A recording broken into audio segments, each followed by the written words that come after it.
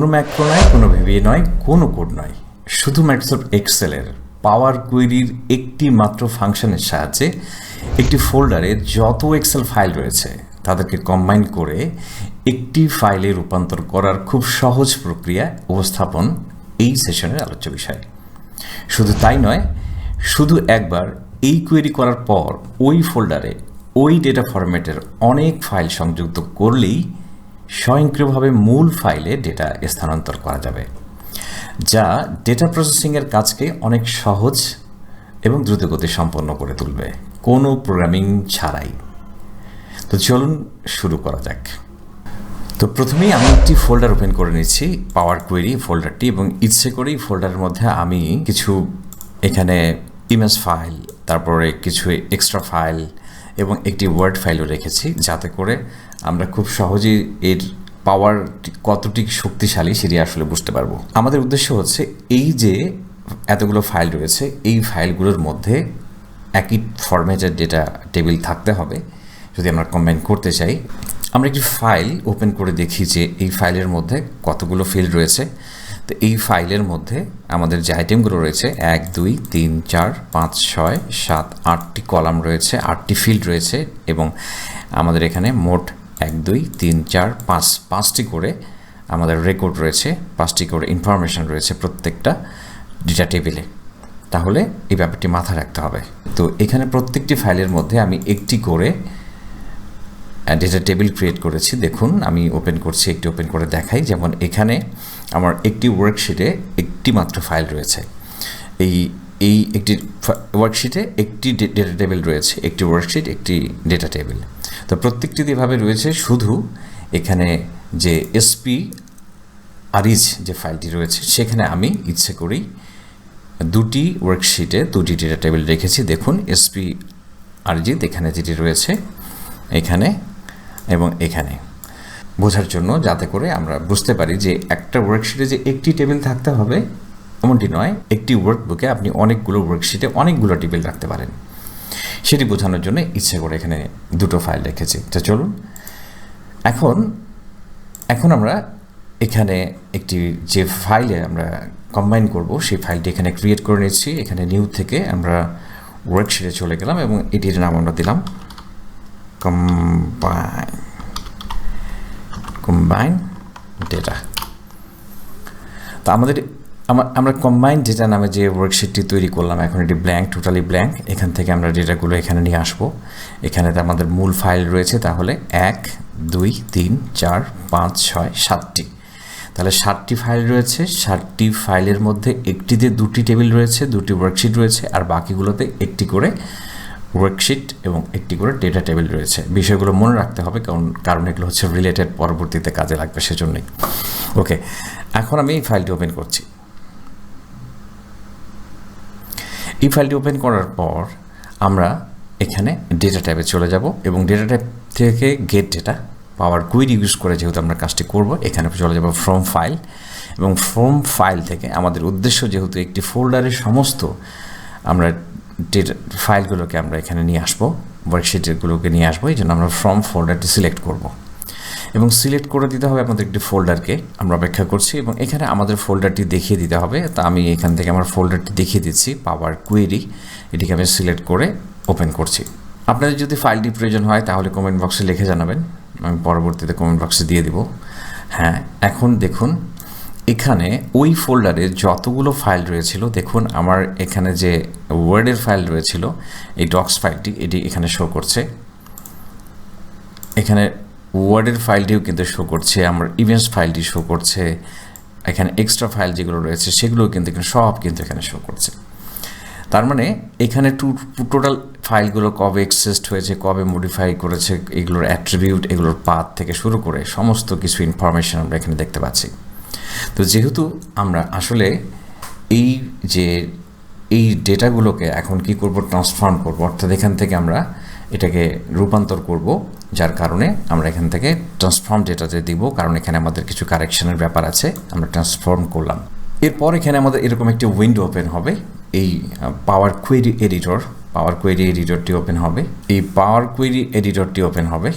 ওকে, এখন এই পাওয়ার query editor open হওয়ার পরে এখানেও ঠিক সেই ইনফরমেশনগুলো ওখানে যেগুলো দেখেছিলাম সেগুলো এখানে চলে এসেছে। তা আমাদের এগুলোর প্রয়োজন নেই, ডেট এক্সেস, ডেট মডিফাইড, এগুলো আমাদের প্রয়োজন নেই, এগুলো আমরা চাইলে রিমুভ করে দিতে পারি। আমাদের প্রয়োজন হবে অবশ্যই কন্টেন্টের, মনে রাখবেন কন্টেন্টটি অবশ্যই আমাদের প্রয়োজন হবে, এবং এখান থেকে এক্সটেনশনটা আপাতত আমরা রাখতে পারি।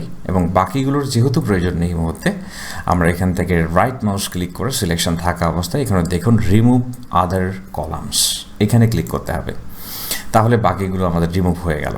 এখন আমাদের যেটি বিষয়, আমরা যেটি ইচ্ছে করে করেছিলাম যে একটি ফাইলে আসলে একটি ফোল্ডারে অনেক ফাইল থাকতে পারে, অনেক টাইপের ফোল্ডার থাকতে পারে, সেগুলোকে কি রিমুভ করে আমাদের কাজটি করতেই হবে? না, সেগুলো থাক, কোনো প্রবলেম নেই। আমরা এখান থেকে শুধুমাত্র আমাদের যে এক্সেল ফাইলগুলো দরকার সেগুলি আমরা নেব। তাহলে এখন এখানে আমরা এখান থেকে এটাকে জাস্ট প্রথমে সিলেক্ট অল, এখানে আমরা ডিসিলেক্ট করে দিলাম, এবং আমাদের প্রয়োজন কোনটি, জাস্ট এক্সেল ফাইল দরকার, জাস্ট ওকে করে দিলাম। দেখুন আমাদের এক্সেল ফাইলগুলো এখানে চলে এসেছে, কিন্তু এক্সেলের সব ফাইল আমাদের দরকার নেই। আমাদের দরকার রয়েছে শুধুমাত্র যে সেলস পারসন যেগুলো, তাদের ডেটাগুলো আমাদের প্রয়োজন। এখন আমাদের উদ্দেশ্য হচ্ছে যে এখান থেকে আমরা আমাদের যে শুধু সেলস পার্সনের যে ফাইলগুলো রয়েছে সেগুলো আমরা নেব, অন্যগুলো আমরা রিমুভ করে দেবো, ওগুলো আমাদের প্রয়োজন নেই। তো এখান থেকে আমরা যে কম্বাইন্ড ডাটা, এটাও আমাদের প্রয়োজন নেই, আমাদের এক্সট্রা ফাইলের প্রয়োজন নেই, আমাদের এক্সট্রা ফাইল 2 এটিরও প্রয়োজন নেই, এবং কম্বাইন্ড ডেটা যে টেম্পোরারি ফাইলটি ক্রিয়েট করেছে সেটিও আমাদের প্রয়োজন নেই। তাহলে আমাদের প্রয়োজন শুধু সেলস পার্সনের ডেটাগুলো, এইগুলো আমরা সিলেকশন করে ওকে করে দিলাম। তাহলে এখন আমরা দেখতে পাচ্ছি যে আমাদের এখানে সিলেকশন যে নেমগুলো রয়েছে, ফাইলের নেমগুলো, এখানে আমাদের 1 2 3 4 5 6 7টি ফাইল আমাদের রয়েছে, অন্য ফাইলগুলো এখানে নেই। তো আমাদের এখানে প্রপারলি আমরা টেবিলের যে ফাইলগুলো আমাদের প্রয়োজন সেগুলোকে আমরা সিলেকশন করে দিতে পেরেছি, তাকে পাওয়ার কোয়েরি এডিটরকে বোঝাতে পেরেছি এগুলো আমাদের প্রয়োজন। তো এখন আমাদের যে এক্সটেনশন যেটি রয়েছে এটির আমাদের আর প্রয়োজন নেই, কারণ এটির কাজ আমাদের শেষ, এটিকে আমরা এখন রিমুভ করে দিতে পারি, এটির আমাদের দরকার নেই। এখন আমাদের এখানে দুটি ফিল্ড রয়েছে, একটি হচ্ছে কন্টেন্ট এবং একটি হচ্ছে আমাদের নেম, একটি হচ্ছে ফাইলের নেম এবং একটি হচ্ছে ফাইলের ডেটা। দুটো ব্যাপার ক্লিয়ার হওয়া দরকার। কেন কন্টেন্টটি রাখা হলো? নেম মানে এখানে হচ্ছে ফাইলের নেম, কোন ফাইল থেকে আমরা ডেটাগুলোকে নিব, এবং কন্টেন্ট মানে হচ্ছে ওই ফাইলের মধ্যে কোন কোন কন্টেন্ট রয়েছে, অর্থাৎ টেবিল বা ওয়ার্কশিট রয়েছে যেগুলোতে ডেটাগুলো কন্টেইন করে, যেখান থেকে আমরা ডেটাগুলোকে রিট্রিভ করব। এই জন্য এই দুটি ফিল্ড অবশ্যই এখানে রাখতে হবে। এরপর আমরা অ্যাড কলামে চলে যাব এবং অ্যাড কলাম থেকে আমরা এখানে কাস্টম কলামে আসবো, এবং কাস্টম কলামে আসার পরে দেখতে পাচ্ছেন এখানে অ্যাভেলেবেল কলামস এগুলো শো করছে। আমার দরকার হচ্ছে এখানে আমরা এখন আমাদের একটি ফাংশন ব্যবহার করব। আমরা এখানে লিখব এক্সেল, চলে এসেছে ডট ওয়ার্কবুক, এখানে আমরা একটি ফাংশন এই সাইনটি ইউজ করবো। আপনারা জানেন যে প্যারেন্থেসিস হচ্ছে ফাংশনের একটি সিম্বল, এবং এর মধ্যে আমরা যে প্যারামিটারটা ইউজ করবো মাঝখানে, ফাংশনের মাঝখানে কার্সর রেখে আমরা কন্টেন্টে ডাবল ক্লিক করব। এটি হচ্ছে তার আর্গুমেন্ট, অর্থাৎ এই ওয়ার্কবুকটি কোন কন্টেন্ট নিয়ে কাজ করবে, কন্টেন্টগুলোকে সে রিট্রিভ করবে, অর্থাৎ একটি ফাইলের মধ্যে যে ওয়ার্কশিট রয়েছে এবং টেবিলগুলো রয়েছে সেগুলি হচ্ছে তার কন্টেন্ট, সেগুলোকে সে নিয়ে আসবে। ওকে, এবার আমরা ওকে করে দিলাম, এবং লক্ষ্য করুন আমাদের এখানে একটা কাস্টম নামে একটা ফিল্ড অ্যাড হয়েছে এবং সেখানে টেবিলগুলোকে শো করছে। এখন যদি আমরা টেবিলের এখানটায় ক্লিক করি তাহলে দেখুন আমাদের এখানে টোটাল ইনফরমেশনগুলো চলে এসেছে, যে একটা টেবিলের কোন কোন টাইপের ডেটাগুলোর প্রয়োজন সেগুলো এখানে টোটাল ইনফরমেশনগুলো এখানে ডিটেলস এখানে শো করছে, যে টেবিলের কোন কোন নেম, টেবিলের ডেটা, টেবিলের আইটেম, টেবিলের কাইন্ড এবং হিডেনটা আমাদের আপাতত দরকার নেই, এটিকে আমরা আনচেক করে দিলাম। এবং এখানে use original column name as prefix, এটা গত ক্লাসে দেখিয়েছিলাম, এবং ওকে করে দিলাম। পাওয়ার কোয়েরির বেসিক সম্পর্কে এর আগের টিউটোরিয়ালটি দেখানো হয়েছিল, আপনি যদি সেই টিউটোরিয়ালটি না দেখে থাকেন বেসিক জানার জন্য সেই টিউটোরিয়ালটি দেখে নিতে পারেন। ওকে, আমাদের এখন এই টেবিলের মধ্যে দেখতে পাচ্ছি আমরা টেবিলের নেম, কোন কোন টেবিলের নেমের মধ্যে থেকে কত % ডেটা এসেছে সেগুলোও কিন্তু দেখুন এখানে শো করছে। আচ্ছা, এখানে আমাদের দেখাচ্ছে নেম, অর্থাৎ এখানে ফাইলের নেমকে বোঝানো হচ্ছে, কোন কোন ফাইলের নেম রয়েছে। এখানে দেখেন এসপি আর ইস যে ফাইলটি, এখানে 1 2 3 4, কারণ হচ্ছে এখানে দুটি ওয়ার্কশিট রয়েছে, দুটি ডেটা টেবিল রয়েছে, আর অন্য সবগুলোতে একটি করে ডেটা টেবিল, একটি করে ওয়ার্কশিট রয়েছে। এই জন্য প্রত্যেকটাতে এখানে মোট 16টি আমরা ফাইল দেখতে পাচ্ছি, কারণ আমাদের 7টি ফাইল ছিল, 7 দুগুণ 14টি, এবং একটিতে দুটি বেশি থাকার ফলে দুটি করে একটি ওয়ার্কশিট, একটি ডেটা টেবিল এখানে শো করছে। তা এখন আমরা এখানে সবসময়ের জন্য কোন টাইপের ডেটাগুলো নিয়ে কাজ করব সেটি আমাদের জন্য বেস্ট হবে যে আমরা ডেটা টেবিল নিয়ে কাজ করব, কারণ ওয়ার্কশিট নিয়ে কাজ করলে আপনি যদি টেবিল ক্রিয়েট না করে কাজ করেন, টেবিল কীভাবে ক্রিয়েট করতে হয় আমাদের ডিসক্রিপশনে ভিডিও লিঙ্ক দেওয়া থাকবে, আপনি সেটি দেখে নেবেন। যেটা টেবিল ক্রিয়েট করে নিয়ে কাজ করলে আপনার জন্য সহজ হবে। এখন আমরা এই যে কোন টাইপের ডেটাগুলো নিয়ে কাজ করব, আমরা টেবিল নিয়ে কাজ করব, আমরা শিটটি উঠিয়ে দিলাম। তাহলে আমাদের টেবিলগুলো থাকছে এখানে মোট 8টি টেবিল এখানে শো করছে, কারণ 60টি ডেটা টেবিলের মধ্যে 60টি ফাইলের মধ্যে একটিতে 2টি টেবিল রয়েছে, সেটি এখানে শো করছে। এখানে শুধুমাত্র আমরা টেবিল নিয়ে কাজ করব। তো এখানে আমাদের প্রয়োজন হবে নেম, এবং এখানে আমাদের ফাইলের নেমগুলো দরকার হবে, এবং টেবিল নেম দরকার হবে, এবং টেবিলের ডেটাগুলো দরকার হবে। আমরা বাকিগুলোকে এখন রিমুভ করে দিচ্ছি। তো এবার এই যে টেবিলের কোন কোন ডেটাগুলো আমাদের প্রয়োজন সেগুলো আমরা এখন এখানে ক্লিক করে টেবিলের যে যতগুলো আইটেম ফিল্ড রয়েছে ওই টেবিলে, প্রত্যেকটা ওয়ার্কবুকের যে ফাইল টেবিলগুলো রয়েছে সেগুলোর আইটেমগুলো আমরা দেখতে পাচ্ছি। প্রথমে যেগুলো আমরা দেখেছিলাম, একটি ফাইল ওপেন করে সেই আইটেমগুলো দেখুন এখানে চলে এসেছে। আপনি চাইলে এখান থেকে কোনো কিছুকে রিমুভ করে দিতে পারেন। আর আপনি যদি সবগুলো দেখতে চান সেক্ষেত্রে তো অবশ্যই ওকে করে দিতে হবে। এবং দেখুন এখানে কিন্তু সবগুলো ডেটা এখানে চলে এসেছে। এবং এই ফাঁকে একটু শেয়ার করি, যদি আপনার এখানে কোনো ডেটা কোনো কারণে মিসম্যাচ হয়, বিশেষ করে ওয়ার্কশিটের ক্ষেত্রে এরকম প্রবলেম অ্যারাইজ করে, ওকে ফরম্যাট করার জন্য আপনার এখানে চলে যেতে হবে। সাপোজ আপনি এখানে ট্রান্সফর্মে চলে যাবেন এবং ট্রান্সফর্ম থেকে আপনার এখানে ফরম্যাটে এসে আপনি এখানে কোনো কিছু লেখাকে আপার কেস লোয়ার কেস সেগুলোকে চেঞ্জ করতে পারবেন। তারপর তো জাস্ট এখানে ABC 1 2 3 রয়েছে, এখানে ক্লিক করে আপনি ফরম্যাটগুলো চেঞ্জ করতে পারেন। Date, whole number, decimal, currency, যে কোনো ফরম্যাট আপনি চাইলে এখানেও চেঞ্জ করতে পারবেন খুব সহজে। চেঞ্জ করে তারপর ইনপুট করতে পারবেন।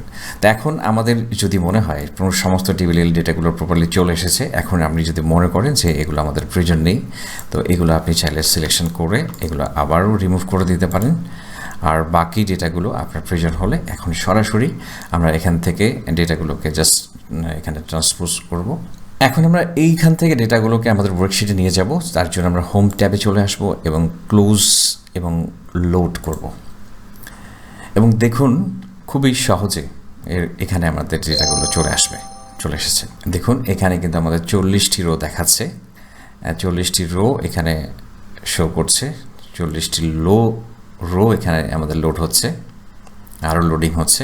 কলাম রয়েছে এখানে আমাদের 8টি কলাম রয়েছে এবং ডেটাগুলো এখানে শো করছে।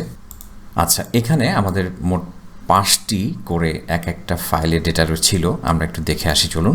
এক একটিতে 5টি করে রো ছিল বা ডেটা ছিল, রেকর্ড ছিল। 5 5 8 অর্থাৎ 8টি টেবিলে 40টি ডেটা চলে এসেছে। এখন মজার যে বিষয়টি আমরা দেখব যে এখন কিন্তু এখানে 40টি রেকর্ড শো করছে। এবং মজার বিষয় হচ্ছে আমরা এখন এখানে নতুন একটা ফাইল অ্যাড করব। সাপোজ এখানে আমরা এই ফাইলটাকে কপি করে একটু পেস্ট করে এটার নাম আমরা জাস্ট এখানে যেটা কপি করলাম সেটার নামটা আমরা চেঞ্জ করি, একটু রিনেম করে এটার নাম আমরা দিয়ে দিলাম সাপোজ। তাহলে নতুন করে কিন্তু আমরা একটা ফাইল অ্যাড করলাম। লক্ষ্য করুন এখানে কিন্তু আরও 5টি ডেটা রয়েছে, জাস্ট অ্যাড করলাম, কিচ্ছু করা হয়নি। এখন আমরা মূল ফাইলটি ওপেন করি, জাস্ট এখানে এখন 40টি রয়েছে। এখন আমরা রাইট মাউস ক্লিক করে জাস্ট করব। দেখুন এখানে কিন্তু 45টি ডেটা চলে এসেছে। তাহলে কত চমৎকার, কত সহজ, এত জটিল কাজগুলো এখানে কত সহজে করা হয়েছে। আপনি যে ডেটা কম্বাইনের টেকনিকটি জানলেন, এই কাজটি করার জন্য অনেকেই ম্যাক্রো, পাইথন বা অন্য কোনো কোডিংয়ের সাহায্য নিয়ে থাকেন, কিন্তু পাওয়ার কোয়েরির সাহায্যে এই কাজটি অনেক সহজসাধ্য করা হয়েছে। পাওয়ার কোয়েরির ভিডিওটি ভালো লাগলে লাইক দিন, আর কমেন্ট বক্সে লিখে জানান যদি আপনি আরও ভিডিও দেখতে উৎসাহ বোধ করে থাকেন। ভালো থাকবেন, খুব ভালো। আজ এ পর্যন্তই।